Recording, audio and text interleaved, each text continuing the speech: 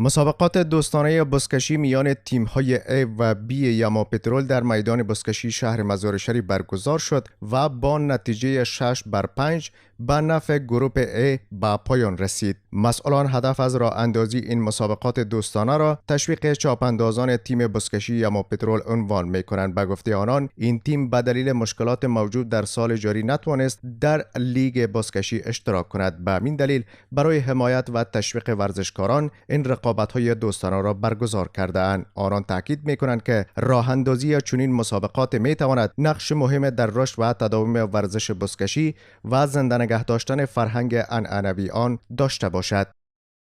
الحمدلله د امارت اسلامی پر اتاک سره په ورزش کې پراخه لاسته راوړنې موږ لرو چې بالخصوص ولایت بلخ اداره د ورزش خپل ورزشکارانو ته دایم حمایت کړی او د دوی نه حمایت کوي تر څو وتوانیږي په هر میدان د ورزش کې دوی خپل نمایي وښیي. از سوی دیگر چاپاندازان از برگزاری این مسابقات دوستانه ابراز خوشحالی کرده و آن را گام مهم در رشد ورزش عنعنوی بزکشی دانستند.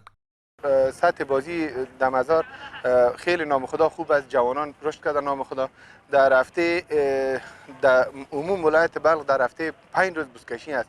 روز جمعه است، یک شنبه است، دوشنبه است، سه شنبه است، پنج شنبه است. مسابقه لیگ تیم نداده بود، به خاطر ما گفت که اسبا را اگه یک اسبا را آماده کنیم اسبا خراب نشه، به خاطر ما اومدیم یک بازی دوستانه انجام دادیم. گفتنی از مصارف این مسابقات از سوی سید کریم هاشمی رئیس اتاقهای تجارت و سرمایه گذاری کشور و رئیس تیم‌های بزکشی یما پترول پرداخت گردیده بود.